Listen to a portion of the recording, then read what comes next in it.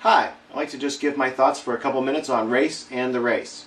Here we are in 2008 with an African American or a black candidate who has every possibility of becoming U.S. president. He might not. And if he doesn't, I don't think we can sit here now and say it was racism that defeated him, or certainly won't be racism alone by any means. He's a candidate who has excelled in a lot of ways and has been the sort of typical ceiling breaker, if you will, by excelling in many ways.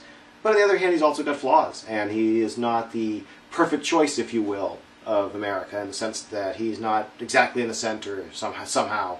Not that we have candidates like that. He's not perfect in that every bit of his past is easily bundled and marketable. But what's important here is that among all of this, we have this real, incredible possibility. And it's a possibility that didn't exist not a long time ago. And it's a possibility that was made possible by society changing. Not just by government passing some laws, not just by one particularly great candidate, whatever you think of him, by the way. I'm not trying to say he's necessarily great. If you don't think so, wonderful. Vote for somebody else.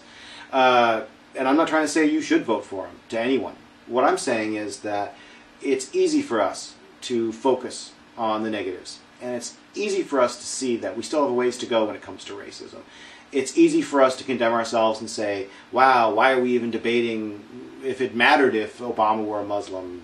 He's not, by the way, let me make that very clear. It's very known out there if you go and look around.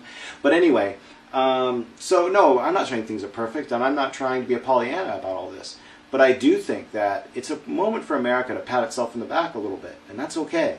And it's also a moment, a turning point, if you will, where maybe we don't have to look so hard for the racist issues in society, but look at how we've overcome them. Maybe it's the moment where instead of focusing on what can't be done because of racist attitudes, we start to say, yes, something can be different here. And because of all that, we can look towards a better future, I think, for ourselves, for our descendants, and maybe take a minute here to reflect on what has worked. You've all seen in your lifetime change. I've seen it myself. I've seen my own attitudes change. Not that I would say I was ever racist, except potentially in some regard that has nothing to do with blacks, but with other issues.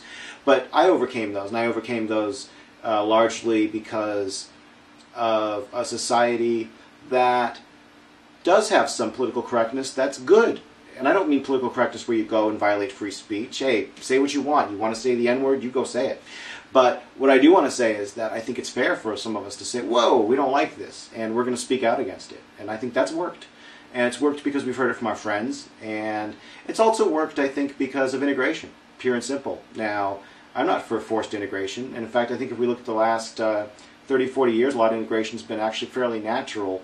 But it's all come together as a rubric of government and social changes, individual changes. And I gave you some of my own perspectives of things I've seen, but I think it's a moment for all of us to think about things we think have worked and to look beyond the government and to look beyond the ists of our day and start to look at maybe the isms and then past that to the post-isms. Where do we go?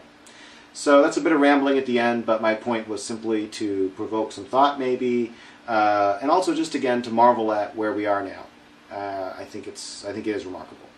So good luck, America. Have a great next presidency, and I hope I'll talk to you before then.